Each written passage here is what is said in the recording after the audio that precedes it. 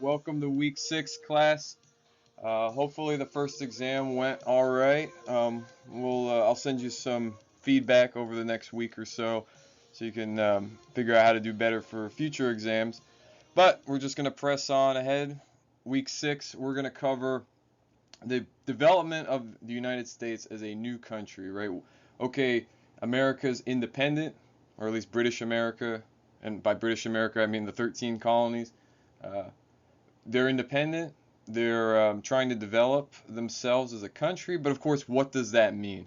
And it's important to realize, right, until roughly the Civil War, it was not cemented in most people's ideas or most people's vocabulary to talk of the United States, as the federal government, as the country, as the national government, right?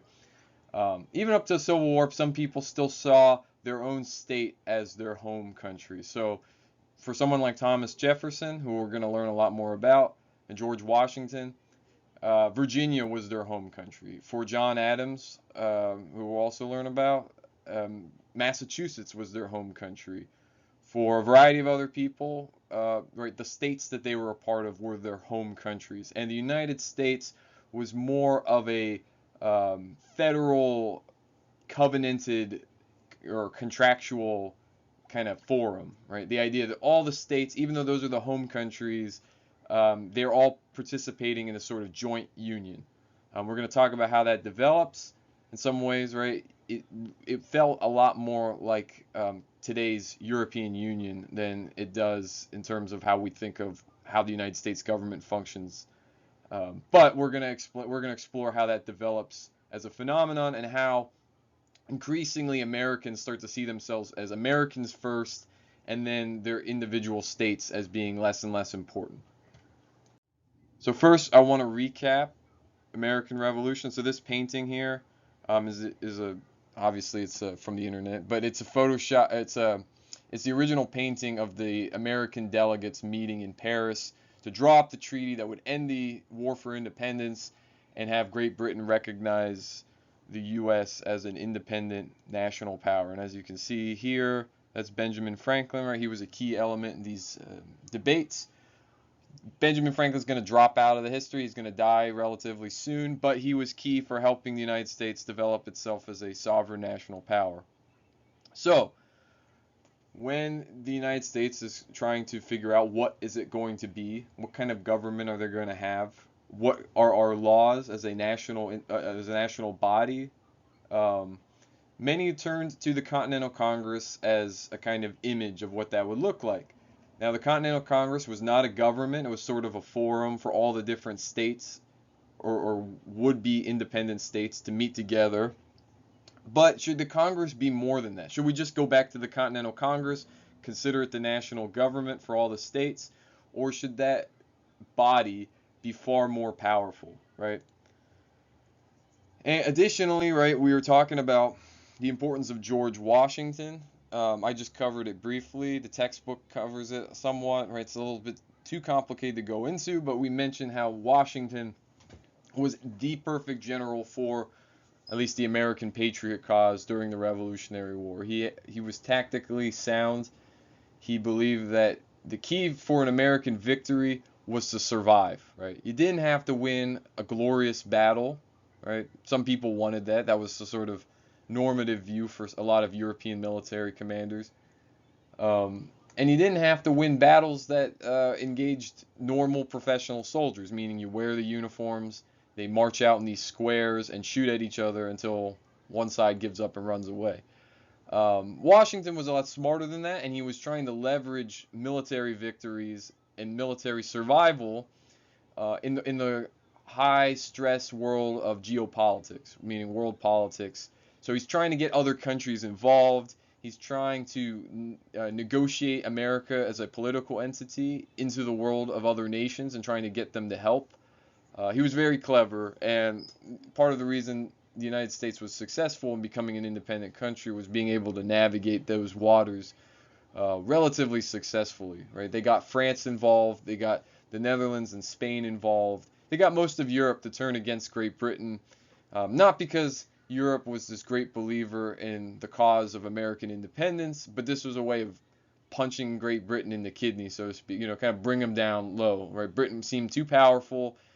They seemed to be the world premier power, and other countries wanted to, claw them back down and, kind of humble them a little bit. So, the American Revolution seemed to be, when Washington could prove to them that they could win, seemed to be a good way of doing that. And so, right, we talked about that. There's about 5 to 7 years of war. The peace treaty starts being drawn up in 1781, where the war seems basically over for Britain. And then by 83, they finally signed the Peace of Paris, where the U.S. is recognized as a sovereign power, and France seems to have at last got its revenge, beating Britain in a war, and kind of, getting even with the British having lost the 7 Years' War. Right, but, and this is going to be super important for the next lecture when France and Britain go back to war, what was the cost of French participation in this war? Right, if you remember the Bank of England, how important that was for Britain to be able to wage a war effort successfully, France didn't have that. So how did they pay for this war? How were they going to pay for this war? How indebted was the French crown to be able to run its armies and navies, multiple places across the globe to fight the British, right? We're going to come back to that later, but this is I would argue this is one of the main causes for kicking off the French Revolution, which we'll learn more about in another lecture. So anyway, the United States forms up as a country, and it basically reinstalls something like the Continental Congress as the form of government. The institution, or the instrument that brought the country together as a single government, was called the Articles of Confederation. So you could refer to, if you want to think of the United States is the Constitution in the way that you think of it. Before this is sort of, you could call it the Confederation, right? And that's what I'll refer to it as in the lecture, the Confederation or the United States. Anyway, the Articles of Confederation, like I said, brought back something like the Continental Congress. It was a forum, basically, a covenanted forum, meaning they're contracted, they're bound together by this shared legal text as a unit. And each of the states sent one representative to meet with all the other state representatives. So each person was not, these were not people being elected directly in the way that you vote for senators or House of Representatives or presidents or something, but they were to represent the interests of the state, not the people. That was the way it was understood. The national government was to represent each individual state, not the people or the people's will. And we'll see how that changes. The Continental Congress had a president. The president was elected to a one-year term. This guy right here on the right, his name is Elias Boudinot. He was the first president of the Confederation of the United States. He's not that important. Actually, there was a Cherokee Indian leader who's had the same name as him. I guess he was named after him, but he's way more important in later history than this guy. He's pretty much forgettable, but it's just something you should know. It's kind of interesting. But right, each state had one representative. The Confederation as a unit functioned a lot more like the Iroquois Confederacy. If you remember that from past lectures, right? The 5 nations, then 6 nations of the Iroquois, I used a metaphor to describe it. It's like 5 fingers on a hand. Each finger is its own thing, but they can only kind of function when they need to as a fist. Right? So the point of the Confederation of the Iroquois was for military matters. Right? And so the United States, the Confederation of the United States, operated similarly. It existed as a defense unit, but the Confederation government could not regulate interstate commerce. It could not regulate the money supply. It could not regulate trade. And all this meant was that each state could actually, in effect, make its own trade policies, right? If Virginia wanted to trade with France, but maybe Massachusetts wanted to trade with Britain, that was possible. The Bank of Massachusetts could set its own rates for printing its currency. The Bank of Virginia could set its own rates for printing its currency. Each of the individual states had to set up trade policies with other states. So Massachusetts and Pennsylvania would have to come to this interstate agreement. That was not something imposed upon them by the Confederation. So state powers were far greater than federal powers. The federal government was incredibly weak, and it basically existed only for the purposes of foreign policy. So, all of the states would create their own, right? The individual states could not have peace treaties with individual countries, right?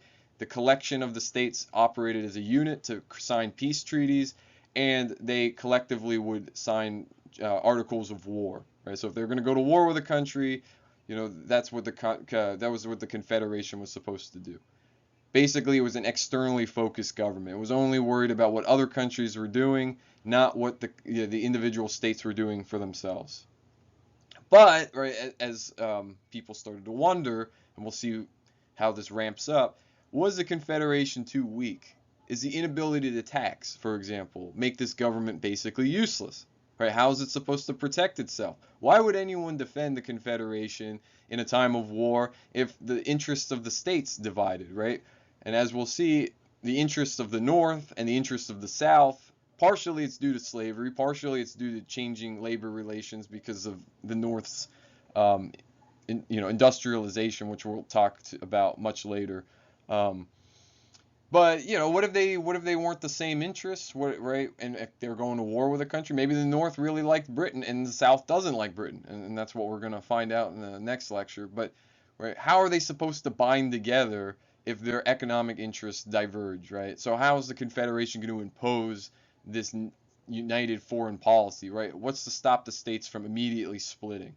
So this is already kind of harboring in people's minds about, can the Confederation actually work? Another major part of the United States developing, right, first as the Confederation and elsewhere, was the freeing up of money among American, predominantly merchants. This is the growth of what people, their contemporaries, they would call this the moneyed interest.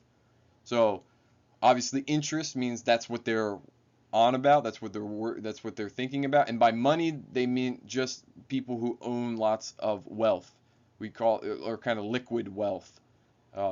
Another term for this, which is really important just for the world, you should just know this term. If you don't know it, consider yourself now schooled in it, right? The word is capital, right? Capital is basically the kind of wealth that you can tabulate, you can quantify it, and you can use it for the purposes of investment. So capital can include things like the means of production, and by that term refers to things like land, right? Land, you use land and it makes crops, so that's the means to produce food. Factory machinery would also be a form of capital. The machine, you use the machine and it pumps out, screws and nails and whatever you're making, right? Screw factories and nail factories were popping up in the U.S. Shoes, or textiles, which is going to be super important for Great Britain and then also for the United States. But people who own those things, that's their capital, right? In today's day and age, something you might have as a capital that you personally, your family, would be a home, or that would be an asset that a bank could calculate it being worth so much. You own this, or a car, or because you can sell it, you can transform it into money, or a value, and kind of move it around. Stocks, and we're going to talk about the birth of Wall Street. Stocks is another form of capital, that you own so much in a company. Now, the moneyed interest, as opposed to other kinds of interests, are people who just have access to kind of pure liquid capital, money, right? You can invest it, you can move it around. It's just pieces of paper, it's numbers in a book, which are easily changed, right? That's different than, say, land. Land is a form of capital, but the landed interest would operate very differently from the moneyed interests. Moneyed interests are, right, people who are engaged in, like I said, liquid capital, whereas land is a little bit more concrete. You can't just pick up your land and move it around. Now, in today's world, the real estate market's a lot more complicated. It basically functions as liquid capital by buying and selling properties, by investing in property companies. We're going to see a little bit of how this develops, but land tends to be a little bit, at least in this time, harder to kind of move around. And most people did not financialize land, meaning They saw their land as their way of life, right? You get a farm, you can grow crops for yourself. Most of America is very rural. The cities, which the major ones, right? Boston, New York, Philadelphia, Charleston. There's a couple others that are, but they're all tiny, right? They're nowhere compared to European cities like London or Paris or Berlin. And most of the population is rural and farming. But the merchants in these cities have incredible amounts of wealth, some of which is connected to the slave plantation system in the South and in the Caribbean. Some of it's linked to other goods. We're going to discuss some of this stuff in other lectures. But capital is a key term because the moneyed interests who have this access to moving around money supplies become this force in American politics. So how do they become a force? What are the different kinds of the quote-unquote moneyed interest? Well, one is land speculation. Now, we kind of mentioned this in another lecture, but the point is land speculation is like a kind of real estate gambling. It's not about financializing your home or the property you possess, but looking to untapped reserves of land, right? And if you look at the United States as a map, it's huge, right? You look, think of the 13 states, right? From Massachusetts and New Hampshire all the way down to South Carolina and Georgia, right? That's all the United States is at this point, basically. There's some of the other states have kind of expanded out sort of westward, but there's a huge continent, right? They didn't know what was going to be up for grabs. Some people are hoping to one day absorb Canada. Other people were hoping one day to absorb Mexico. Other people were hoping to absorb Caribbean islands like Cuba. They wanted to push west and west and west. Eventually during Jefferson's presidency, he'll send out some guys to discover the West Coast, a route to the West Coast, and that's the Lewis and Clark, right? They end up in Washington State. So there's a lot of land that Americans are hungry for, and for the ambitious and the greedy, right? That's a cash cow to milk in terms of speculating on future occupancy. So land speculation companies sent out these surveyors. They'd look at the land. They would report back on the quality of the land. And of course, sometimes they lied or they would fudge things like, oh yeah, it's just open land. You can just move in, and then boom, right? You move in and there's Indians, or you move in and there's kind of agricultural problems or whatever. But in general, land speculators are trying to get people to move west. Why would you want to move west? Because it's the American dream. Own your own house, own your own property, provide for yourself, right? You don't have to serve or work for anyone else. And we're going to come to that in terms of Jefferson and how this sort of develops as a kind of quintessential American theme, a key and crucial idea that the American, unlike the European, unlike the old world, was free. He didn't serve anyone. He was no one, no one was his master, and so and so on and so on, right? They could provide for themselves. Your family sort of was independent. You didn't depend upon your parents, and you got access to land for yourself. Of course, right, as you might suspect, this also developed alongside the institution of chattel slavery, which is more intense and more oppressive than other forms of slavery, right? Slaves were racialized, so if you were a slave, you were black, and if you were black, you were permanently a slave. Your children would be slaves, their children would be slaves, and so on and so on. And that went with a tinge. Why are we allowed to go and do this? Because these people are racially inferior, right? There's something wrong with them, whether because God made them this way or nature made them this way. Some people had a softer approach. Oh, it's just culture, right? The Africans are backwards and savage. So, maybe hundreds of years in the future, they'll become like us. But most Americans had no expectation of that happening. Some had a higher view of Indians. So Thomas Jefferson, for example, thought the Indians could meld with white people and they could become a single national group, just like what was happening in Spanish America and parts of Canada. But generally speaking, right, the institutions of slavery grew up alongside this idea of self-ownership. And we'll see how that develops and kind of influences how freed slaves think about the world and what they want from it. But that won't be for much longer until we get into that. But nevertheless, It's that desire to own for yourself which fueled land speculation. And so these land speculation or these land holding companies, they would drive, they would create the value of this land. They would then try to get people to buy it. And if people couldn't straight up afford it, they would function basically as banks and create loans for people to move out. And we'll get to more about how this works, especially when we kind of discuss um, Jackson and sort of the age of the Bank of the United States. But that's until another point. Until that, right? It's just to show you, people would invest in these land speculation companies and would make a killing, right? It was like gambling, like Wall Street, but it was on land. It wasn't on ownership of companies or merchants. But just like land speculation, you could gamble on the success of merchant missions. So this is what's called stock jobbing, or in today's kind of lingo, right? This is Wall Street investment, right? Buying and selling stocks on in kind of a marketplace for that. Right? Wall Street was literally, I mean, it is a street today, but it was literally just a street in New York where some of these merchant investors got together, and this is where they would buy and sell the pieces of paper where they owned this or that piece of a trading company. And of course, what was the value of this? It was that merchants would get together. They would, they would try to raise money basically. Hey, look, I got all these goods, but I need money so I can buy a ship. I can, kind of crew the ship and have supplies for the ship and make it across to, I don't know, Europe or Africa or the Caribbean or wherever you're going, and buy and sell goods. And of course, this was kind of a risky venture, right? First of all, it's expensive. Second of all, what if your ship gets sunk? What if a pirate attacks, right? So this is the birth of the insurance industry. Insurance was really about merchants and trading. And right, to raise this money, merchants would form companies. These companies would sell stock, which means partial ownership.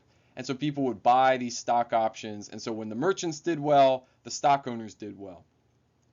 So the merchant interest and the stock owning interest all kind of melded together, along with land speculation, which was something you could sort of buy and sell stocks in. And this all together, formed the quote unquote moneyed interest. People who made their money through what's called, and this is a traditional term that's not really used much anymore, but through usury, or you loan money. Either you invest in companies and then you make money as the company does well, or you loan money to individuals or companies with added interest. So, right, I give you $100 with the expectation not only that I get my $100 back eventually, but with some money on top of it. So I loan you $100 and you give me 10% of that, so I get $110 back. Right. So that's how I make money. Now, throughout most history, this was condemned as immoral because money does not naturally grow money. You're basically using your wealth to grow more wealth, which only not only contributes to a growing wealth gap, so the poor stay poor and the rich get richer, but it's also considered non-productive work. So people like John Adams had a very, very low opinion of stock jobbers and the money interests, because these people don't actually contribute anything. They just move their money around and make more money through it, but it doesn't necessarily actually build industries in the country, or not useful industries. And so most loans that were being made for merchant ventures, right? So the merchant would go off, you loan him some money, and you would expect the money plus interest in return.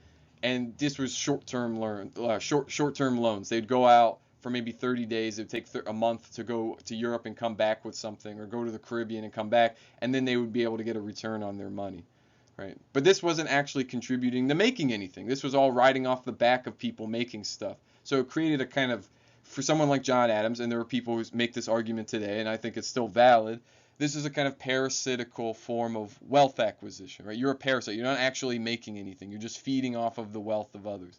So when left unchecked, and that was a fear of many early Americans, this would end up destroying the country, right? A lot of American patriots saw London as totally infested with these kinds of people, right? The Bank of England attracted swarms of people who could put their money, buy stocks in the Bank of England, and basically make money from money and contribute nothing to the well-being of the country. And in fact, it enriched only a small clique of people, while the vast majority of people saw little to no addition to their own livelihoods and their own wealth. A way that this stock jobbing manifested in the case of the United States was the buying and selling of government bonds. So government bonds are kind of like stocks in the government.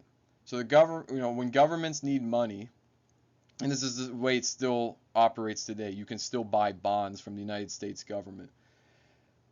When the government needs money or is looking to raise money, it will sell basically shares of future wealth. So the U.S. government says, you buy bonds and R from us, and you can cash those bonds in with an interest rate, and you'll get paid back, right? And the whole point of this is, many times it's used during wars, bond movements to basically try to pump money into the government so it can kind of uphold its own ability to fight the war and arm its soldiers.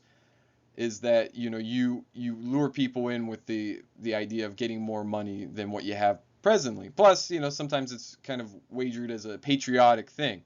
But usually governments offer bonds when they don't actually have money, real money, or something that people would consider real money. They don't have that to offer, right? So this is what happened during the American Revolution. The Continental Congress had to raise an army, right? Of course, armies need money. So how are you going to pay the soldiers?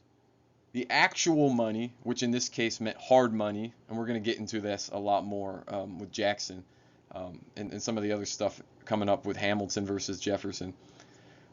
Real money, hard money, was metal. It was gold, it was silver, right? That was real. Most people appreciated it, meaning you could go pretty much any country in the world and your gold is worth gold, right? This is in contrast to what's called soft money, which is paper. And in most cases, though, as we saw, some of the colonies experimented in hard moneyless soft money, meaning they would print paper money, and the paper money wasn't actually worth anything except what the government said it was. But most paper money, the only one colony, I think it was Rhode Island, experimented with that. But as we saw, the colonies printed their own paper money, and the paper money was linked to actual hard money. So you could say, I got this dollar bill. The bill is worth nothing. It's made out of paper, but you could take it to the bank that printed it. So maybe it's the Bank of Massachusetts, the Bank of Virginia. We're going to see there's national banks that eventually are created. You could take it to that bank and trade it in for $1 worth of gold or something. Now, the Congress printed out some of this, but they also printed out government bonds, and they paid the soldiers in bonds because they didn't want the soldiers to come immediately to the Congress and say, okay, I want real money, right? So this was a way of staving off the soldiers who wanted real pay. They say, look, we'll pay you in government bonds. This bond will be worth something a lot more in the future, right? But for now, you just got to hold on to this paper and wait for the future to come about, right? Especially you needed to do this because, look, we're in the middle of a war. We don't have money. We're paying our real money to foreign countries because, we're trying to show good faith. We want their weapons. We want their supplies. We want their food. We can't actually pay our own people with real money. So we'll come up with funny money, paper money. This isn't to say gold is like more real than paper, but this is just how it's being perceived. This is a lot more complicated issue, which I'll get into some more later. But they say, right, just hold on to this paper. It'll be worth it. It's an IOU, right? An IOU that will add up in time. Now, the problem was that a lot of these soldiers had to eat. They had families. They had homes, right? Not everybody was interested in this government bond crap. So they had to make a choice, right? I hold on to this paper and kind of wait for people to cash it in, or wait for the government to sort of accept this, or there are some people who are interested in buying it right now for a fraction at the cost that it will be worth, and look, I gotta eat, right? So a lot of soldiers started cashing these IOUs in. They started selling them, and increasingly a clique of maybe about 2 to 3 dozen people owned an increasing share of government IOUs. And they saw this as an investment, right? You're going to get money on top of money. The reason you can afford to buy these for pennies on the dollar is because these soldiers need it now. And so these government bonds started to swell into fewer and fewer hands, right? So this is what we're talking about. Now, this is probably part of American history that you don't usually hear very much about, right? Why did the Constitutional Convention happen in 1787, 88, right? Why did all that take place? Um, and what were they trying to accomplish? And part of it was because of this issue of war bonds. Now, the war bonds, right, are going to a smaller and smaller group of investors, some of whom aren't even American, right? There are some Dutch investors. There's even some British investors who are buying up war bonds. So now the United States government has to pay on, pay on its debts to people who aren't even members of the country, right? So there was a great concern that how are these states going to raise money? Now, if you're a state government, you're really caught in a bind. Each of these state governments is setting its own monetary policy. Each of these state governments are responsible to pay money to these bondholders, whether they're individual soldiers or these international investors, right? These bonds are a form of capital, and people are looking to cash in on them. Now, of course, how are you going to pay for it, right? These states are now independent. The date's creeping where you can actually cash in these bonds. Or you can, and this is what some of the investors did. They just kept the bonds and they just kept collecting interest on them. So, I'm never going to cash it in, but the bond's going to be worth more and more and more. And as long as you can keep servicing the debt, paying off the minimum balance, you can think of it like a minimum balance on a credit card. You might be racking up hundreds. I don't know if any of you are compulsive shoppers or any of you are in some serious credit card debt or know someone who's like this. But, right, you can spend thousands of dollars on a credit card. As long as the credit rate, your access to credit is still open, and you can pay, something minimal like $10, right? $10, $25, a month, right? You pay this minimum balance so that you don't actually pay on what you owe. And why do credit card companies do this? Because the interest rates, right? And maybe you forget and you run out of money, and then they start hitting you with penalty fees. That's how credit card companies make money. That's why they're always sending you letters about signing up for a new credit card, especially when you have total trash credit. They're like, oh, it's okay, right? Why are they doing this? Why are they doing, is it because they're benevolent? No, because they can jack up the interest rate. So then you have to pay 6, 7, 8% on your credit card bill, right?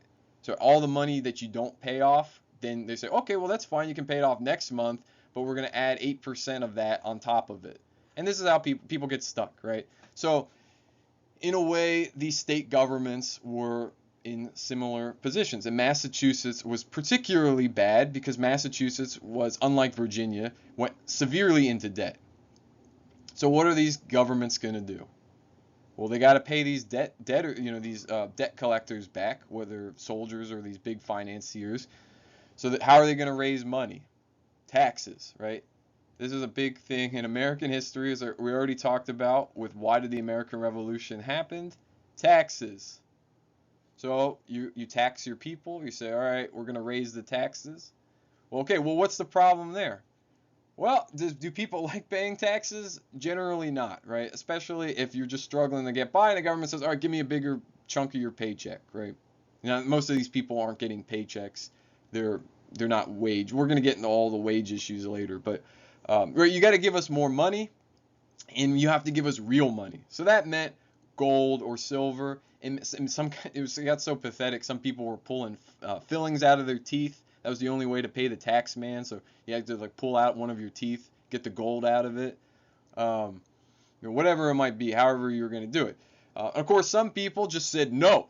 Right, I'm not paying any more taxes. That's it. And so one way of dealing with this issue, as we saw in previous lectures, was you just beat the crap out of the tax man.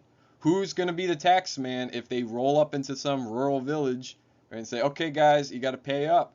And then you get tarred and feathered, you get punched in the face, you get beat up, thrown out of town. Who's going to do this job, right? So it started getting really intense. But on top of it, right, the other issue, if you were, in just self-interest, right, elections. if you're a government, an office holder, right? You're elected to the Massachusetts State Assembly.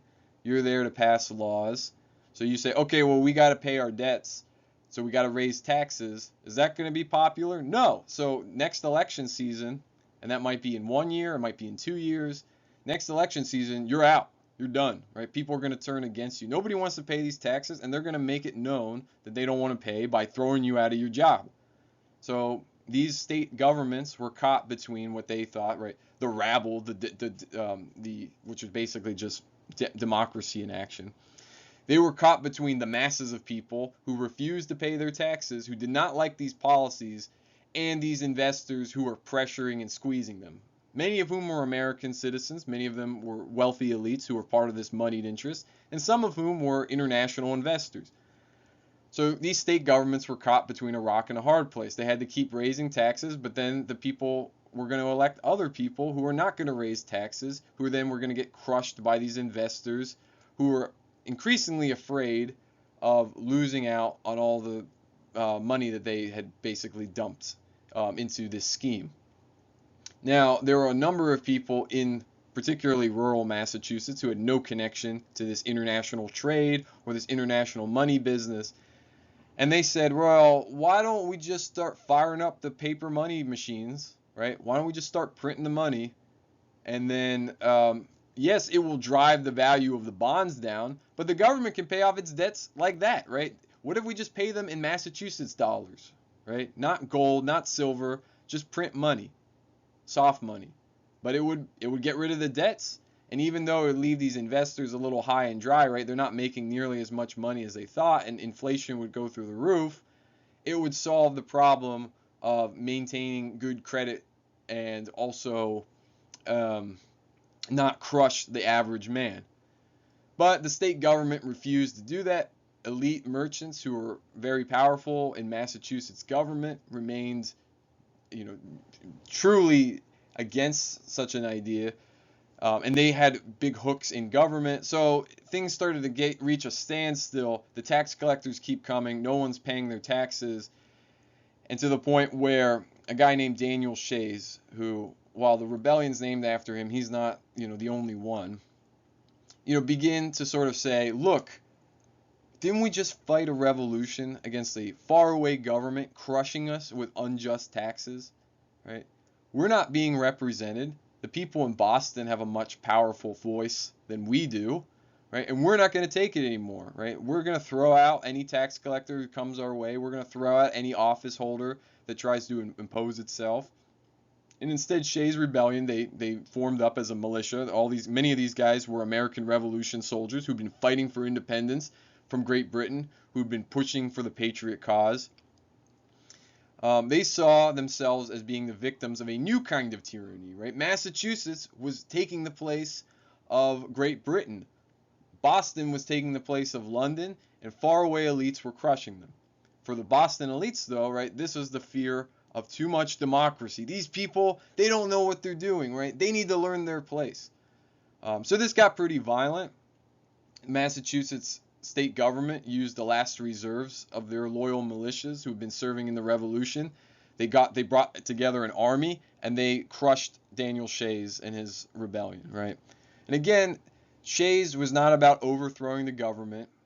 He was acting in the spirit of the American Revolution, and so this rebellion really didn't amount to any kind of civil war, any kind of real battle, but it showed that things were not working. The Confederation Congress, I should say, so you don't get it confused with the Confederacy, wasn't doing its job, and so things needed to change. And so Shays' Rebellion shook in the minds of many American elites who said, look, we got to do something. We got to make a new form of government, because these kinds of people could pop up anywhere. There are lots of rural farmers who are not poor, but they're not wealthy, and they're being crushed by these tax burdens, and they're exercising their power in a way that's sort of pressuring us too much, right? So the Constitution, in part, was created as a response to this. Additionally, another part that isn't mentioned too much in textbooks is the difficult and complicated place the United States occupied, even within North America, right? So this gets to the issue of the new geopolitics or foreign relations for the United States. On the one hand, you still had British America looming over the United States, right? This is Canada. Now you think, okay, well, what's going on in Canada? Is Canada that important? The reality is no, not really. There's not, Canada doesn't have the same wealth base. It doesn't have merchant cities like the other colonies do. But the issue with Canada, and this is the fear of a number of Americans, was that the Canadians, or really the British through Canada could be in places, along these lakes, right? Where British fortresses still existed, even though the Treaty of Paris said that the British would take the fortresses away, they didn't cease to exist, and these fortresses could harbor guns, military training, and intelligence for Native Americans who maybe are not happy with the policies of the new American government, right? And that will actually become an issue. There'll be an episode in Florida that will be important. There'll be an episode. We'll talk about Pontiac's, or we'll talk about the later Indian wars that are going to take place briefly. But Britain is involved in them, right? It will be part of the War of 1812, which we'll get into, about British supporting Indian nations that are going to go to war with the United States. Now, in retrospect, you can say this really didn't amount to a major threat. We already mentioned how the Iroquois Confederacy was smashed to pieces because of their inability to pick one side or the other. Half of the Iroquois decided for the British, half of the Iroquois decided for the American Patriot rebels, and the Iroquois kind of lost their ability to operate as an empire. Other Native American nations were not insignificant or weak, but they were never enough to actually challenge substantially the United States. But they could be a big thorn in their side, and there was a fear that the British would use this to basically constantly harass Americans who are trying to spread westward. Additionally, right, you have the Spanish that still exists. So this is known as Spanish Louisiana. There was still Spanish Florida. And, even though Spain was an ally of the United States, there was a fear that the French and the Spanish might, very cynically try to pick off states one by one, making their own trade deals and trying to lure Americans basically into their own orbit, their own empire. So there was, some American settlers, right? They're moving west from places like Virginia or North Carolina or Georgia, and they end up in Spanish territory, and the only way they can operate there is if they say, look, I'll be a loyal subject of the Spanish crown. Now, whether these people actually meant it or not, it's a totally different story, but at the end of the day, this seemed to be a threat. And for a number of American theorists, right, unless they get control of Louisiana and they get control of this Mississippi River, and this is New Orleans, this circle right here, unless they get control of that, then America could be split in half, and European powers will be able to exercise a lot of power and control. And so, right, it's not that they thought that one of these countries could actually defeat all of the United States, but they thought they could pick them off one at a time, right? Maybe Spain lures Virginia into a trade deal. Maybe Massachusetts gets lured into a trade deal with the British in Canada, right? We need, the fear was that if we want to be a strong American nation, we need to actually be able to operate, have a stronger army, a stronger national presence on the world stage, a much more united economic policy where the federal government could actually dictate economic policies to a certain extent. It could raise taxes. So this is all kind of contributing to the worry that the Confederation is too weak of a government. Right? Can't stop Daniel Shays. It's not kind of dealing with the tax problems of some of these individual states. It's not dealing with the foreign policy issues. So something else needs to take its place. So 1787, the issues with the Confederation had gotten to a breaking point, but many Americans didn't quite want to give up on the Confederation. They just thought maybe we got to tinker with it a little bit, add something in, take something away. We can fix it.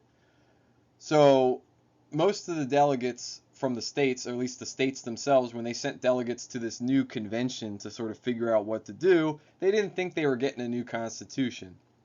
But there were some people, right, as I mentioned, some of these theorists, some of these thinkers, some of these big players in the American political scene um, that had other intentions, right? And so some of them, particularly a guy we're going to learn a lot more about, Alexander Hamilton. He basically operated under false pretenses. Some others did so too, and they were already thinking, right? We need, right, not a confederation, right? We need to start thinking as a single American empire, um, right? And that means being able to throw our weight around, to kind of really develop as a country. And particularly for Hamilton, this meant benefiting the merchants, but we'll get into that in the next lecture. But many of the delegates being sent, they had been together, right, from the various different states of New York and Pennsylvania and Virginia and South Carolina, and Massachusetts. They started to see themselves as unitedly American, right? They had a shared heritage fighting the British, right? And then that heritage, that trial, created a new kind of sense of brotherhood where we're not just, I'm not just Massachusetts, I'm not just Virginian, I'm not just Pennsylvanian, right? I'm an American. And so many of these elites saw themselves as part of a group, um, at least at a very tiny top level, but they started to imagine the country in much more united terms, emphasizing the united in the United States, to kind of create a single national body, right? Not everybody was keen on how strong this national body should be. And so we'll get into a little bit about the differences between someone like James Madison versus Alexander Hamilton, both of whom were big supporters for the Constitution. But right, this convention gets together and they drop a brand new way of government. And as you can kind of see in this portrait, some of the people involved, right, here's George Washington. He was the president of the convention, so he was basically leading the meetings. Benjamin Franklin, he's on his, basically last leg. He's very, very old and kind of sick, but he comes to the convention too, right? So all these big names in American politics and people who will become very big later, with a few exceptions that prove the rule, we're all part of kind of forging this new concept, this new form of government. And again, right, part of the issue in forming this Constitution is about solving the credit crisis.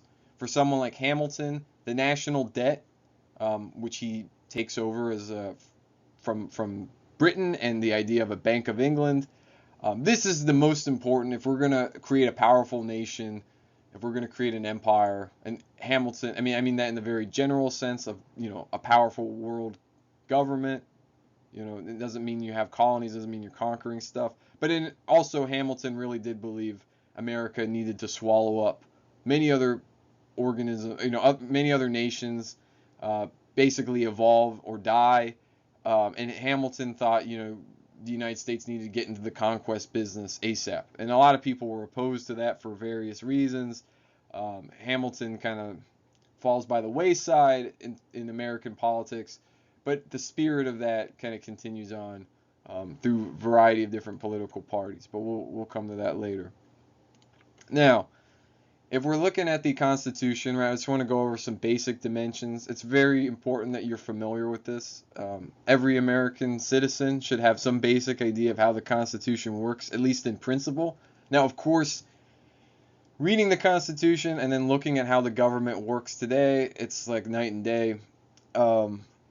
There's how it's supposed to work in principle, and then how those principles are supposed to be interpreted and applied to a very complicated world.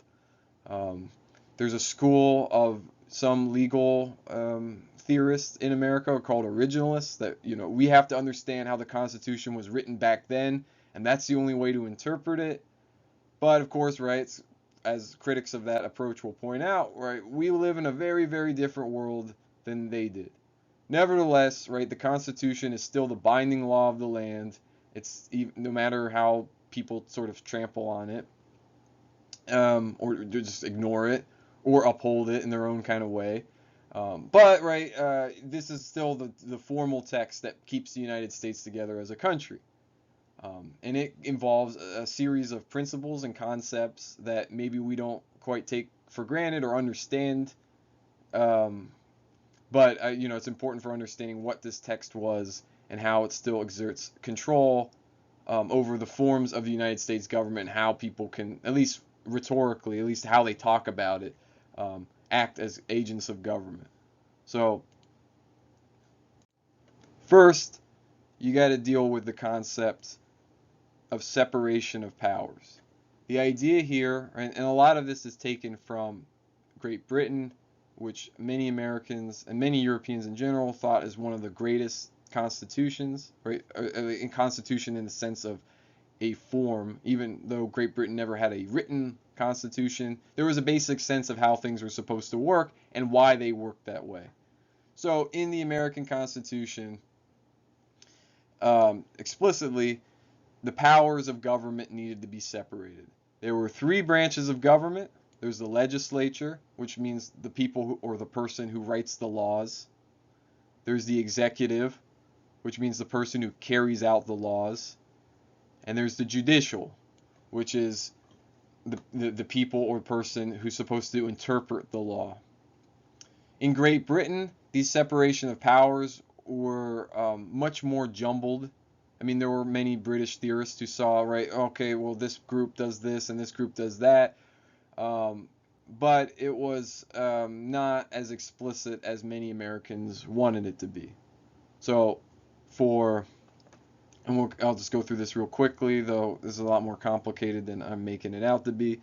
But for the American Constitution, each of these separate powers was broken into a completely separate jurisdiction that was somewhat intermingled but was supposed to be independent. So the legislature for the federal government was supposed to be the Congress. I've mentioned this before, briefly in passing. The Congress is bicameral. It has two houses. Right? Bi as in two. The first house, or the lower house, and this is all modeled on Great Britain and Britain's parliament. The lower house was called the House of Representatives, and the upper house was called the Senate. In the lower house, the House of Representatives were supposed to represent the people, and we'll get to this in just a second about what that means. And the senators were supposed to represent the interests of the state. So unlike today, senators were not elected by popular vote. So you or I didn't go out and vote for who was going to be a senator, but instead the state governments, which were all Democrats. So this is kind of indirect democracy, because the people who were part of the state government, who were voting for senators, were elected by popular representation or popular voting for representation. And so even though you didn't actually get to control who was going to be a senator, you voted for the people who voted for the senators. So this was a kind of indirect form of democracy, and the whole point of it was that the senators represent the wealthier interests, or the kind of more vested propertied interests of the country. And so this gets to this concept of a mixed constitution, which is another idea that they saw in Great Britain to some effect, right? We just want to do it better than the British did, or we want to kind of modify it in a better direction. And the British, or at least the people who are theorizing about how Great Britain works, they take this from an ancient Roman author, which I won't get into. His name's Polybius, but it doesn't matter. And Polybius theorized that there were three major types of government. There were monarchies, which is rule by one. There are aristocracies, which means rule by the best. And there is democracy, which means rule by the people. The idea that Polybius formulated, right? He didn't come up with these three classifications, but his contribution is simply that the best kind of government is one that mixed all three of these together, right?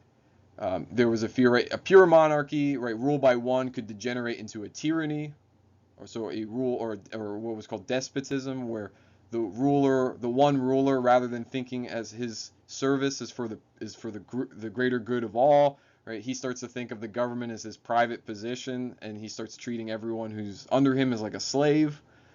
Aristocracy could degenerate into oligarchy, so it's not ruled by the best people, it's just ruled by the few, and they're the few because they're the wealthy and the powerful. And then democracy would degenerate down into what's called ochlocracy, which means rule by the mob. So it's not the people thinking about, oh, okay, what will be best for the country. It's just random groups of people who, out of pure self-interest, vote to basically rob the rich to pay the poor, and to hell with the rest of the country. Short-term thinking, and ultimately creates a very unstable and then ultimately anarchic, or kind of no government, no rule, no order, no law, nothing. Just one person versus another person. Whoever's stronger wins. Um, Polybius thought each of those forms of government would degenerate into its worst form if you mix monarchy, aristocracy, and democracy together, which for him was ancient Rome. Then you get the perfect government. And so for the United States, that's what they were trying to design. So the legislative bodies, right, the Senate was supposed to represent the aristocracy, so the wealthy people who owned property in the country, whether it was the moneyed interest or the land interest, or growing factory owners. We'll get into that more later. There weren't very many of them, but it's mostly land and merchants. Right? They're supposed to be the best, right? By being wealthy, that wasn't what made them the best people. It was by having wealth, by having free time. That means they could spend their hours reading, they could spend their time traveling, they could become much more perceptive, intelligent, knowledgeable, wise. And so those are the people where every country was going to have an aristocracy. So the idea was that you want an aristocracy that represents the best people in general, right? The smartest people, the most achieved people. I mean, obviously, in practice, this tended to just benefit people who were wealthy and who had access to resources over people who didn't. So were they necessarily any smarter? Not really, but they thought themselves were. Anyway, the Senate was supposed to represent them. So you got the Senate, and then I'm just going to write House of Representatives.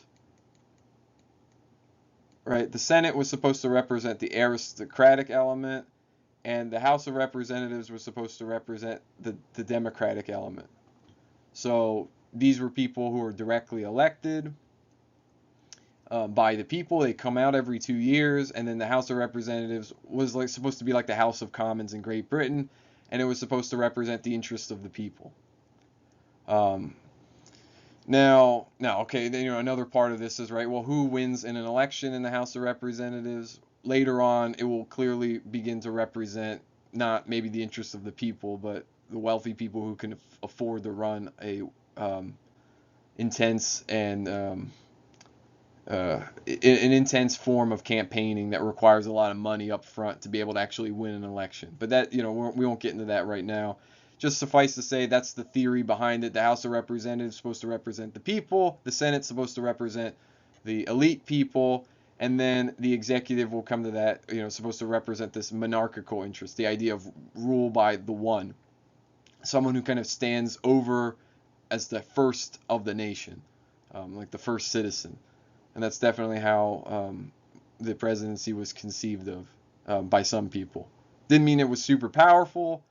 Presidency becomes more and more powerful as time goes on until to our current day, where it's incredibly powerful. At least the executive branch is very powerful, but that's a whole other issue. So anyway, the idea is that monarchy, democracy, aristocracy is supposed to mix together, and this was supposed to be done in a way where each of the main powers of government are separated. So we got the legislature, right? The Senate and the House of Representatives together are the ones writing the laws. They have the power over the budget. So they get to control how the money's spent. And of course, right, in this new constitutional government, the federal government has the right to raise taxes, to create taxes, either direct taxes, so you have to pay the federal government money for something, or indirect taxes through what's called tariffs, which will be more important. We'll talk about this later. But the tariffs are taxes on foreign goods coming into the country. All right, so you got the legislative branch. Now the executive, right? They're the ones who enforce the law. And right, if you know anything about Civics 101, the executive is the White House. It's the president. Now he didn't live in the White House. Washington, D.C. is actually built later. At first, the president lives in Philadelphia and kind of rotates between Philadelphia and New York. But eventually settles down in Washington, D.C. as a brand new city that's supposed to be kind of halfway in the country. Not north, not south, but right in the middle. And the executive is supposed to carry out the laws. Now, there's nothing in the Constitution about the different departments that are connected to the executive. A lot of that was George Washington's idea, and also the idea of some of the people who served in government. And this was to reflect some of the offices that existed back in Great Britain. Right, so the executive is the president, and then the president creates people who are supposed to be loyal to him and serve his goal and sort of carrying out the laws of Congress. And so these secretaryships that are created, which are not in the Constitution, but the president has the power to do this. It's the Secretary of the Treasury, right, handling the government's money supply and carrying out, government duties. You got the Secretary of War, which later becomes Secretary of Defense, which is about taking care of military issues. You've got the Secretary of State, which is supposed to take care of foreign affairs issues, right? All these people are supposed to operate as extensions of the president. And then, eventually a lot of other departments are added. There was a Secretary of Indian Affairs, which was, how do you deal with all these Indian nations? That was separate from the State Department, and so on, right? But at first, these are very tiny. They're little groups of people who are connected to the secretary that's appointed by the president and kind of validated by Congress. But all of this is to carry out the law. And then there's the judicial branch, right? And also, on top of that, the president is elected by an electoral college, which is sort of democratic. Now, people vote to elect, they cast votes for one or the other president, but the electoral college ultimately is the one who votes the president in. So you can, right, if say Pennsylvania, they vote, and it's basically a public opinion poll, right? Who do they want the president to be? And electoral college representatives are supposed to follow that. Now, over the time of over the course of the country's history, electoral voters or the representatives in the electoral college were increasingly bound by what the people wanted, right? And just most recently in 2016, the 2016 election, you had a bunch of what are called faithless electors who are supposed to do one thing and they decide to do another, right? So if you actually look up in Wikipedia 2016 election, right, of course the majority of the electors vote for either Donald Trump or Hillary Clinton, but then you'll see like one vote for Bernie Sanders, one vote for John Kasich. There's like a bunch of random votes thrown in, and they actually passed a law about punishing faithless electors. But there was a lot more leeway, and so the president was basically voted democratically, but electors could kind of go one way or the other. They could face popular ire if you're basically your career's over if you don't do it the right way, but you could influence a presidential election by voting whatever way you wanted. And then finally, right, as I was saying, the judicial branch, those are the people who interpret the laws. So that's the courts. And it's very important in American jurisprudence that the courts are supposed to be totally separate institution, right?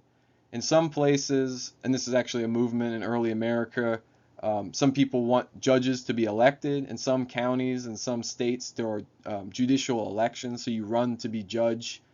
But in a lot of places, judges are appointed by the state government, or in the case of the federal government, the executive branch appoints judges ratified by Congress, from everything from the Supreme Court to lower district courts, but all things that involve federal law, and they're all appointed by the executive branch. Congress has to give them a vote of approval or disapproval, but then once you're in as a judge, that appointment's for life, right? So there aren't term limits for judges. Once you're on the Supreme Court or any of the other courts, right, you're stuck there unless you do something criminal and you get arrested.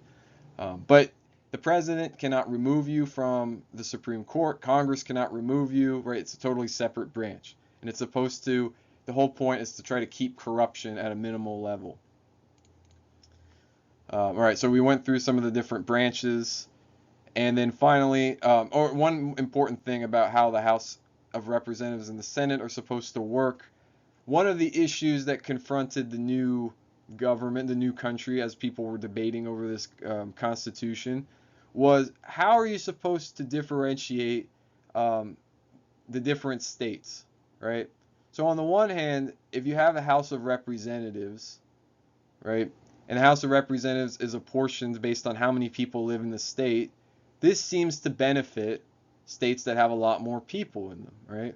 So at this time, a state like Pennsylvania or a state like Virginia or New York would have a lot more people in it, but it's a tiny state like Rhode Island would have basically nobody in it, right? So they would get one representative in the House of Representatives, whereas Virginia might get 8, 9, 10, whatever, right? So that seemed to imbalance Virginia against Rhode Island. However, on the other hand, if you appoint representatives like the Confederation did, one per state, this seemed to just benefit these tiny states, right? Why should Rhode Island get the same representation that Virginia gets? Rhode Island's a drop on the map, right? It's a tiny dot. You can't even see it. Virginia is huge, and there are a lot more people living there, at least at this time. So the difference between how senators and how House of Representative people, congressmen, were appointed was to reflect these issues. House of Representative was supposed to reflect populations. So obviously the larger states get more representatives than the smaller states in terms of population. But the Senate is reflecting states as states. So each state gets 2 senators, no matter how small, no matter how big. And this is to balance out the issues of these different states, right? Fearing that states like Rhode Island or Connecticut would get swallowed up by the massive states, right? This was a way of trying to avoid that, and that their state interests as states could be preserved. Now, also another interesting debate option that comes up is how long are senators senators? Now, the ultimate decision that's made is that senators are elected to 6-year terms, so longer than the president, longer than congressmen, which are 4 and 2 respectively. But Alexander Hamilton actually thought senators, like the House of Lords, should be permanent members. So once you're elected to the Senate, that's a lifetime position. And that gets rejected as way too powerful for the elite interest in the country. There needs to be a much stronger check on that. At least what happens if senators go off to Washington and they just don't care what the state wants anymore, right? There's nothing the state could do. So, and there's nothing the voters could do. So giving them term limits was a way of trying to curb that. Another major thing, and this is a key part about how the Constitution functions, is what's called the Southern Compromise, right? On the one hand, slave owners wanted to count their slaves as part of their population. Why? Because they get more votes. But if you're in the North, right, and it doesn't matter if you like slavery or not, but this seems to give the South a much greater representation, especially when they seem to be fudging on what exactly slaves are. On the one hand, Southern plantation owners would say slaves are just property, they're not really human, therefore, right, the laws don't exactly apply to them, or they have different laws applying to slaves. But on the other hand, you're going to say, well, okay, they're also people, so we should be able to use them, count up our population so that we get more representatives in Congress or more electoral college representatives, right? That seemed to be cheating, right? You got to pick. On the other hand, right, the South did not like the North's option and says, well, look, fine, if you don't want to treat them like people, then you shouldn't count them, right? You can't have it both ways. The result was, right, as a compromise, the result was basically having it both ways, which was you can count slaves as people, but they're only count as 3/5 of a person. So when you add up your numbers, you have to count each slave as 3/5 of a person, and this is to try, I mean, I don't know how exactly they came up with this number, but this was a way of basically trying to curb the influence of southern states on national politics. For some people, especially later, they saw this as this evil, this proof that the United States Constitution was a slave owner's constitution, that it was benefiting the institution of slavery. But the interesting thing, and more recent scholars have picked up on this, that the Constitution actually never mentions slavery. It doesn't defend it, it doesn't define it, it doesn't promote it, it doesn't protect it, nothing. It doesn't condemn it, but it definitely doesn't create it as an institution that legally exists as the highest law of the land. Now, the only time slavery is really mentioned in the Constitution involves the slave trade, which in the Constitution there was a provision that said the slave trade would continue until 1808 or 1807, 1808, when Congress can now formally debate whether they want to continue or not. And ultimately, under the Jefferson administration, Congress will vote to outlaw the slave trade, which is both a good and a bad thing. We'll get to some of the reasons why that's actually a complicated bad thing. It actually makes slavery a lot worse in some ways. But it ends the influx of new slaves. The United States stops trading, at least legally. Now, there are always, there are criminals who are still buying slaves from Africa or the Caribbean and importing them into the United States. It's like a black market, but no more open slave markets on at least from fresh slaves from elsewhere outside the country. Now, there will be internal slave markets, which will become much larger, but at the very issue of slavery, the Constitution is silent. Again, some people interpret this as a bad thing, but actually a lot of the anti-slave opinion, including freed black men in the North, they saw this as a great victory because slavery was not defended by law, it was not defined by law, and so in theory, right, there's no constitutional guarantee that slavery has to continue to exist, and in a future Congress, and this is what many Northern anti-slave activists were hoping for, a future Congress, a future president could then vote on whether they want slavery to be legal or not and abolish it. Now, of course, this will become super high strung and will ultimately cause a civil war, but at the moment of the Constitution's creation, this seemed to be a statement, while something of a compromise between pro and anti-slave forces, definitely was more on the anti-slave side than the pro-slave side. Now, when this convention finished meeting and the public was then presented with this new document, sort of shocking to many people, right? We thought you were just kind of tinkering around with the Confederation, not coming up with a brand new form of government. There was deep divisions in American society on whether to accept it or not. The way the convention worked was that the Constitution was created by this convention, but it was not the new government, it was not the new law. It had to be voted on and accepted by all of the states. And it had to have at least 9 out of 13, so it had to have a pretty solid majority to be accepted as the new law of the land. Now, for people who are interested in the federal government's ability to defend and raise the credit of the country, particularly in these merchant parts of the United States, so Philadelphia, New York, Boston, all of this coastal territory, it tended to be in favor of the Constitution. In contrast, places like the Massachusetts backcountry, New York backcountry, the South's backcountry, and places that will later become Kentucky, West Virginia, Tennessee, most of these people opposed the Constitution. They became known as, and this is going to be confusing, right? There were the Federalists who supported a new Constitution, particularly the one made in 1787, and then there were the Anti-Federalists. Now, the Anti-Federalists were united merely in their opposition to the Constitution. They were all over the place in terms of why they were opposed to the Constitution. But generally, they opposed the Constitution out of fear that this created a much stronger central government, one that was further away from average people, right? So you're not, you lose the ability to pressure the government directly the further it is away from you.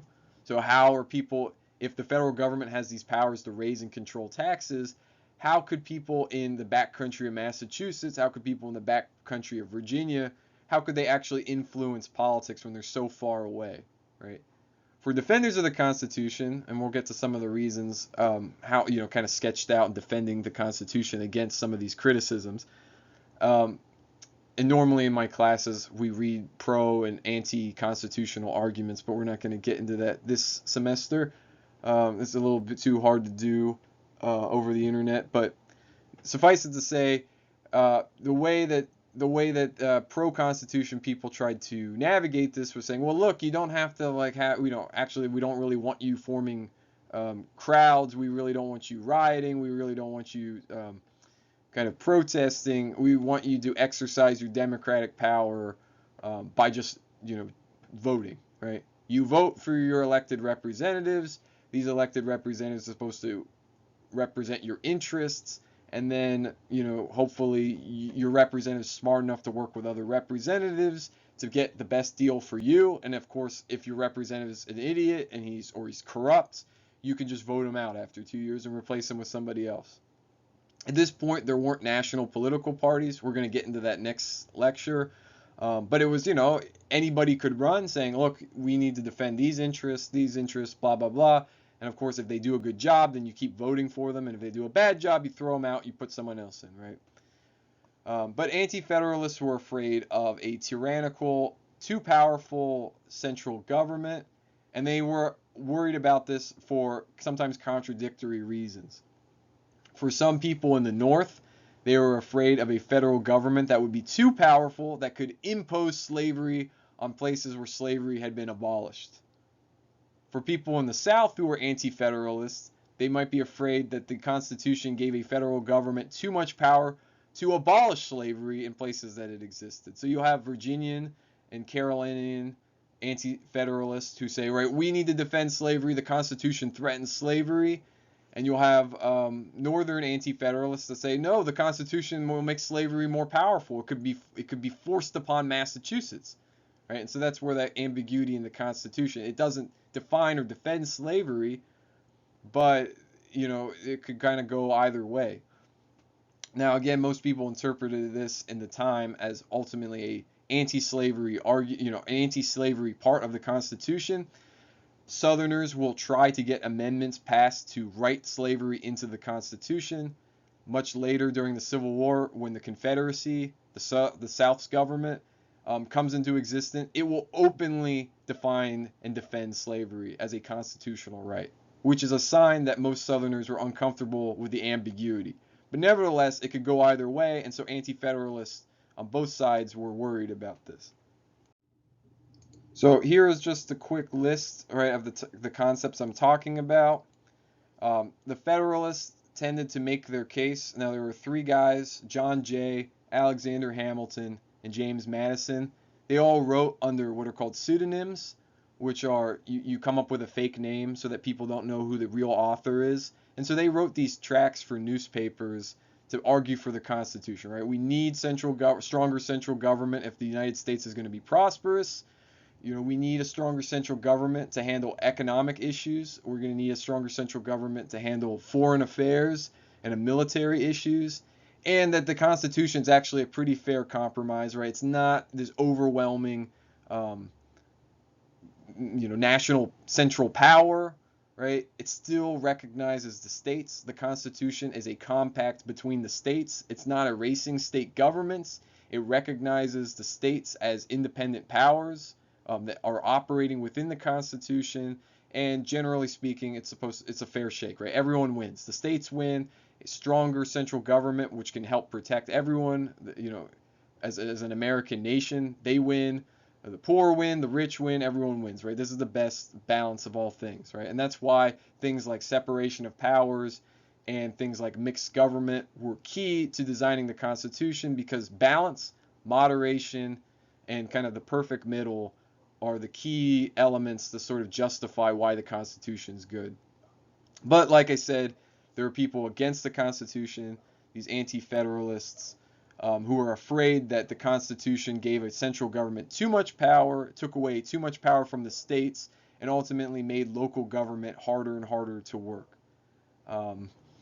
And most of these supporters were generally further west, and they tended to be farmers, not linked to global commerce. So people, either the merchants themselves or people whose livelihoods depended upon merchants, which could mean manufacturers who worked in the cities. It could mean, sailors, people who worked on the boats and worked on the docks. And it could involve shop owners, right? People who buy the goods from these merchants and then sell them to people, right? So anyone who's kind of plugged in the global trade, which was a pretty big chunk of the population, whether directly or indirectly, they tended to support the Constitution, whereas small farmers who were just providing for themselves tended to oppose it. Now, ultimately, the Constitution will pass, right? Obviously, right? That's the form of government. We still exist. The United States Constitution is the oldest constitutional form of government that exists. That might be a good thing. It might be a bad thing. Who knows, right? But I'm not going to get into all of that. But nevertheless, it's the oldest form of constitutional government, and it's still with us today. It passes, obviously, but not unanimously. Two states, Delaware and North Carolina, do not vote in favor of it. But of course, if you look at Delaware or you look at North Carolina, how are they going to operate as independent nations? Right? Look how tiny Delaware is. Pull up a map, you can see, if we imagine it's a little triangle. So they conform. They say, like, we can't go it on our own, so we're going to join with everybody else. And part of the reason why the Constitution passed so seamlessly is because the Federalists tended to control most of the printing presses. So out of the 92 functioning printing presses that were pumping out pro and anti-constitutional literature, only 12 of them, so 12 out of 92, only 12 of them were printed anti-Federalist literature. So the media was much more in favor of a constitutional victory, but lots and lots of people depended upon global commerce, and frankly, the future of the country probably wouldn't have survived well without a stronger form of central government to kind of hold the states together. Right? As we see, the Civil War will eventually tear them apart, and part of the reason it doesn't tear them apart as quickly, or at least we live in a country that's one country and not made up of 3, 4, 5 different countries, is because of the federal government given in the Constitution. But right, critics were still worried that this Constitution would dominate, right? The federal government would be too powerful, it would be unchecked, it would just swallow up the states, swallow up local people. And to some degree, that turned out to be true.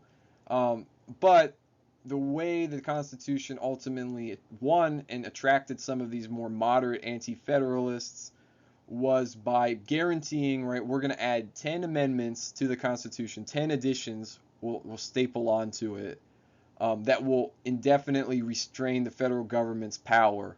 And this is what's known as the Bill. Now, the Bill of Rights is probably the best known part of the Constitution, but ironically, it's the part of the Constitution that's not actually even originally part of the Constitution. Right? So I'm sure you can think of some of these, some of the amendments, right, that are super important to people today and still function as a kind of stops on government overreach. But of course, Madison himself, even though he promoted these bills, these 10 constitutional amendments to basically defend the rights of people and to meet the concerns of the anti-federalists, at least the more moderate ones, he didn't really think much of them. Why? Because he called them, quote, a paper barricade, end quote, right? And by that he meant, this is just words on a piece of paper. If a federal government wanted to do whatever it wanted, right, it had the power, it had the muscle, it was paying for a professional military which could impose its will by violence, right? These laws won't stop them, right? And this is a much more complicated philosophical question about how laws actually work, right? It's one thing to have things written on a book, right? This is the law of the land, this is what we're supposed to do. But then, of course, one, who carries out that law, right? And two, who interprets the law, right? So that's what the executive and the judicial branch are supposed to do. But, what if you just come to a radically different interpretation, right? Who gets to decide which interpretation is the right one and who's going to back it up? There are going to be several cases where the Supreme Court rules one way and the executive branch will say, to hell with you, right? I'm not, that's wrong. So I'm just going to go and do whatever I want. You say this law is unconstitutional. Your interpretation is unconstitutional. So, you'll get this kind of government struggle over things. Some critics of the United States form of government, or both American and, outsiders, will see that this is basically forming kind of a too unstable form of government that's not able to adapt well to complicated changes. On the one hand, that might be a positive thing, right? You're not going to end up with crazy forms of government. The United States has not ever had a lifelong dictatorship like some other countries had, good or bad. Other issues might be, well, there are some substantial issues in American politics that the government isn't able to solve except by kind of brutally melting down. So might say, well, good for the United States, we don't have any dictators. But we had one of the most incredibly brutal civil wars, and there's an argument to be made that perhaps the Civil War was due to the inability of government to sort of impose one kind of vision over another, right? The compromises eventually stacked up, compromise on top of compromise on top of compromise, where you couldn't compromise anymore, and the system melted down, basically. Um, I'm not going to determine which way to argue this, but it's something to think about in terms of how governments even function, right? Who's reading the laws? Who interprets the laws? And as a kind of old Latin expression goes, who watches the watchmen, right? If the judges are supposed to watch the executive and the legislative branch to make sure that people aren't passing and carrying out laws that violate the spirit of the Constitution, who's to stop the judges from kind of imposing their own vision, whether or not it actually vibes well with the Constitution or whatever that's supposed to mean? There are kind of divisions even on American theorists, even though they support the Constitution, what its role is supposed to be in American life at all, right? Thomas Jefferson was not a great fan of the Constitution. He didn't participate in any of this because he was a foreign diplomat at the time, stationed in France. John Adams similarly wasn't participating. He was in Great Britain. They'll come back for the first elections where you see President George Washington become the first president of the United States. But Jefferson himself was kind of uneasy with the Constitution, and at one point he thought that every generation should rewrite the Constitution. And he thought like a generation was roughly 33 years. So every 33 years, the people of the United States should vote on a totally different bedrock form of law. Now, whether that would have resulted in chaos and social anarchy and deep unrest is another issue. But of course, not every American thought the same way about the sanctity of the Constitution, whether it could be changed or whether it could be thrown out, whether something new could be made. And of course, right, the architects of the Constitution obviously didn't think that because they were throwing out a previous Constitution and implementing a new one. So how that's supposed to operate, who's supposed to interpret the laws, who's supposed to carry them out, and ultimately who's supposed to keep the people in check, these are difficult, complicated questions that still exist in American jurisprudence and American government. But back to the Bill of Rights. All right, obviously the first one that people think of when they think of the Constitution is the right to free speech, which doesn't exactly mean the right to say whatever you want. But you're allowed to express your opinion as long as it's not destroying the reputation or causing public harm, right? So you're not allowed to yell fire in a movie theater. That's a crime. That's not violating your free speech. But if it's not doing that, if it's not causing public danger, and again, who interprets that? This is where it comes to be a paper barricade, right? What if it's, well, don't criticize the government because criticizing the government's causing public harm. Right? That will be a legal interpretation, and there will be laws that get passed immediately in art. We're going to look at that next lecture, and then in the future that curtail free speech in a way that probably most people who kind of think about it, sort of have assumptions about it, would find offensive. Another main thing is that the federal government won't establish a single religion or a single church. So this was rejecting the British model and also generally the European model, where Britain had the Church of England, France had the Roman Catholic Church. These churches got special privileges. They were legally privileged in terms of their clergymen kind of participating in government. So bishops from the Church of England sat in the House of Lords. The bishops of the Roman Catholic Church assembled as the first estate, as sort of a class group in France. And the United States didn't want to participate in any of that. Now, it should be really clear, right, for all of these laws, these have references to the federal government, not the state government. So when it says the federal government won't establish a religion, that doesn't mean the state governments can't establish a religion. So in fact, right, Massachusetts is the one that has the longest. It doesn't abolish its state church until the 1830s, right? So that's like 40, 50 years after this is written.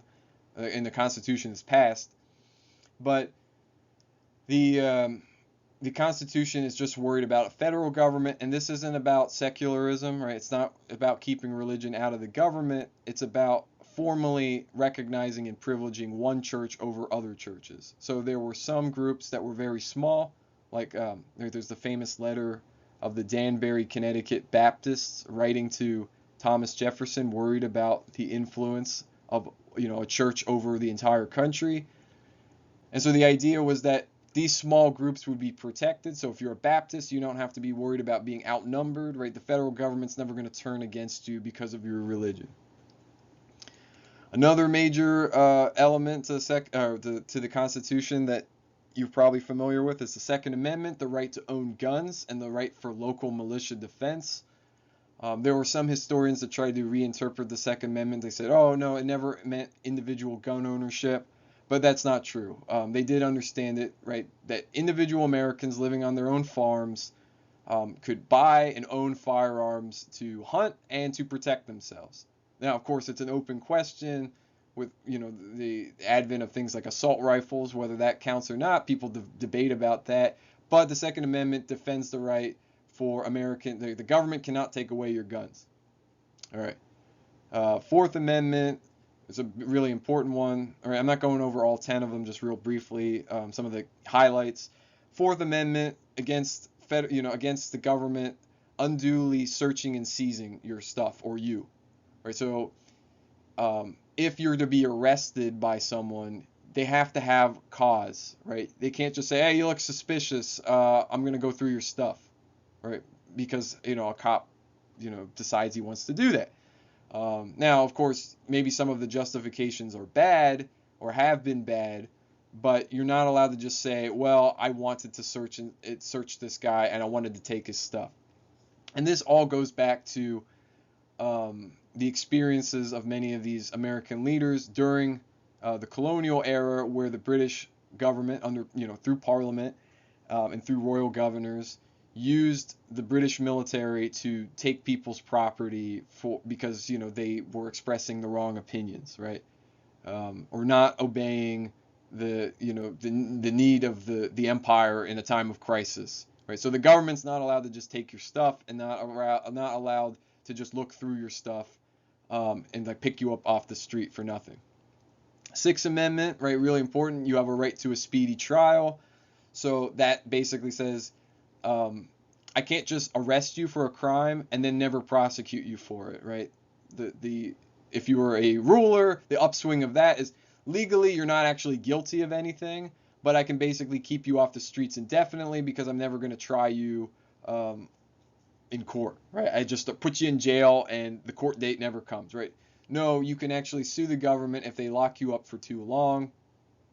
And then, right, another key part, just to go briefly, is that the Constitution's 10th Amendment recognizes that any law not explicitly stated in the Constitution granted to the federal government belongs to the states. So the federal government can't just say, well, no, it doesn't say the federal government can do this, but it doesn't say you can't do it, right? Now that interpretation is blocked. States have all the rights that the federal government doesn't explicitly have. Now, of course, right, we're not gonna really get into this too much because this isn't a class on constitutional law, but there are parts of the Constitution that seem rather vague and general, and these statements can be interpreted to a wide range of powers that Alexander Hamilton at first and then other governments are going to exploit. And I don't mean that in a negative sense, but just in the neutral sense. They're going to use it to kind of push through programs that they think are going to benefit the country, and they're going to get opposed by people who say, well, that's way, way, way, way too much power for a federal government. The Constitution doesn't say you can do that. So the 10th Amendment's basically to protect states' rights, which may prevent tyrannical government or may kind of cause permanent clogs that ultimately cause instability and anarchy and chaos. But we're not going to get into all that in this lecture. And then finally, to conclude, I know I'm going on very long. I just want to give a brief account of what James Madison saw as the good of the Constitution and the good of what this new government's supposed to do. So first, Madison, unlike many other political theorists, he thought that rather than government as trying to get consensus, no, government should be kind of seen more of as a fight, right? You go into government not talking about what's good for everyone. You talk you go to government talking about what's good for the people that you represent. So the way an effective government should work is that you're constantly forced to compromise. So maybe you want to get X done, but you really don't want Y. But then you meet congressmen, A, B, and C, and they want Y. And so you say, okay, well, if you support X, I'll support Y, and we can put a bill together, and we can get X and Y passed, and we'll work as a team. So I don't really want Y, and you don't really want X, but you want Y, and I want X, so we'll work together. So that was just sort of openly embracing the fact that people are, working for their own interests, and they're not necessarily thinking about the good of everyone. And that's something Madison is reputed to have said, right? If men were angels, then there would be no need for government at all, right? But we're not angels. There are some pretty evil people. There are some, everyone, for someone like Madison, he might go as far to say everyone is kind of corrupt and selfish in their own way.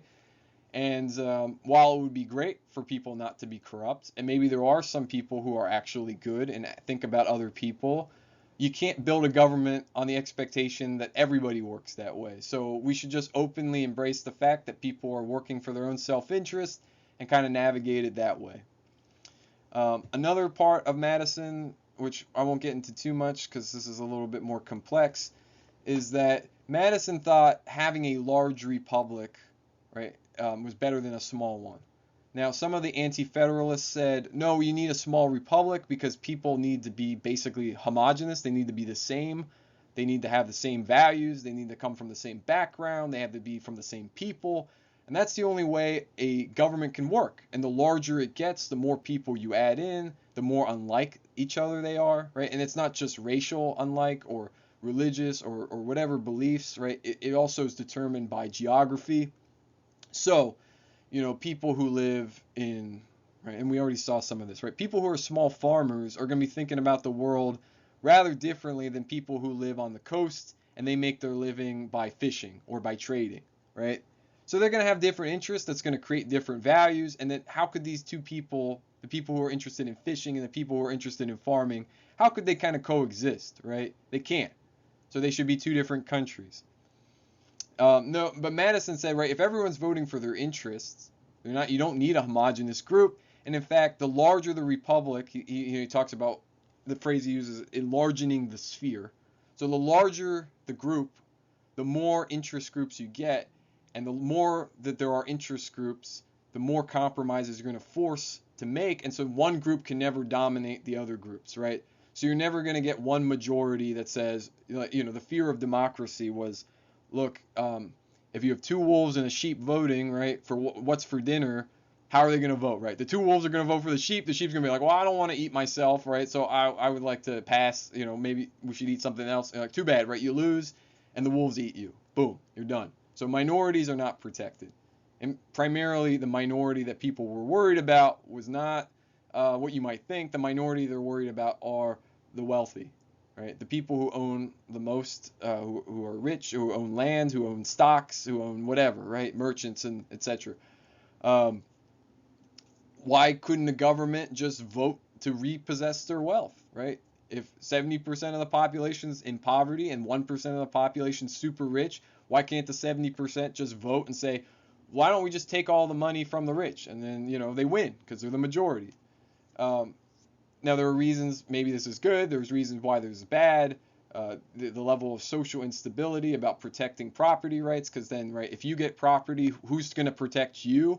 What if somebody votes to take your stuff, and then they vote, and then people get and take their stuff, and then it keeps spiraling and becomes basically civil war where everybody's trying to take everybody else's stuff. So that's the fear about that. But nevertheless, Madison's idea is that, well, one group will never be that powerful to be able to take another group's stuff because there'll be so many groups that one group will never be able to dominate all the other groups. Now, unfortunately, and we're going to get into this a little bit more, Madison wildly underestimated the power of the moneyed interests, and he'll go on to complain about the influence of the stock jobbers, but we'll get to that later. Nevertheless, that's the idea behind the Constitution, is that it keeps one group from ever swallowing up all the other groups. And then, right, as I already kind of mentioned, the goal of the Constitution reflects what I'm calling Whiggery or Whigs, right, referring to the British political group. And it's the idea that the Constitution rightfully, right, in Madison's view, and Madison's an elite, right? He's a slave owner. He owns huge tracts of land in Virginia. He's not poor by any stretch of the imagination. He's rather wealthy, but he's wealthy in a way that clashes with some of the merchants who live in New York and Philadelphia and Boston, and he doesn't like them, and he thinks they exert too much power, and they don't do things the right way.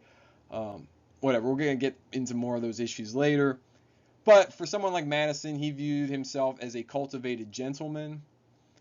He's this elite person, right? He is by birth more noble than other people, but it's not because it's in his blood, but it's because he gets to take the time. He learns Latin, Greek, ancient languages. He spends time reading literature, poetry, history, philosophy, and he gets to cultivate a better opinion than a guy who just works for a living, right? Generally speaking, working for a living was considered ignoble, right? The idea of being liberal, that term liberal, in the sense of the liberal arts, it means free. So if you're a liberal, right, you're free from having to work for a living, right? You're free, you just have money, right? You can just do whatever you want.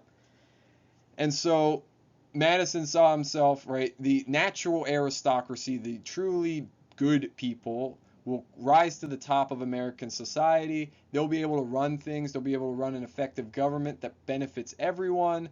And by, ultimately, they, by their reasoning and their collective wisdom, are going to maintain the defense of property, which is what Whigs were most concerned about in Britain, against the king maybe taking some of their property, or that, which is not usually how people imagine it. Usually the Whigs are the good guys and the Tories are the bad guys, or the king is the bad guy, right? The king's dominating everything. But there were some popular movements that are not quite democratic. There may be quasi, half semi-democratic, or there's elements to it that have democratic components to it, where they advocate, the king, right, we'll go straight to the king, right? And that's part of the reason why some Americans, right, Parliament's too powerful, the king should intervene to help us against Parliament, right?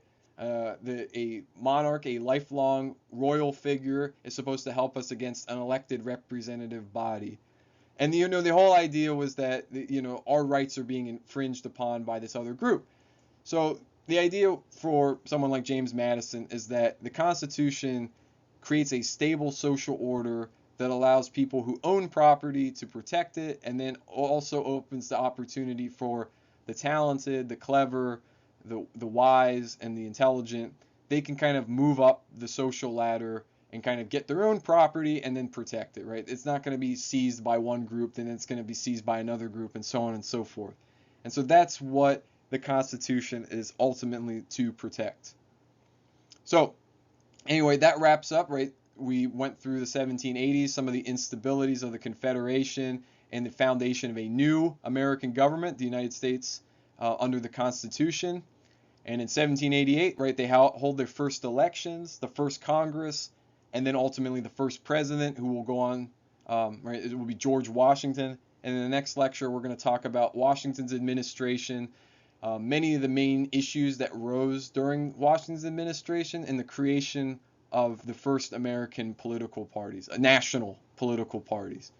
But until then, I'm your host, John Parks. Hang in there, and I'll see you then.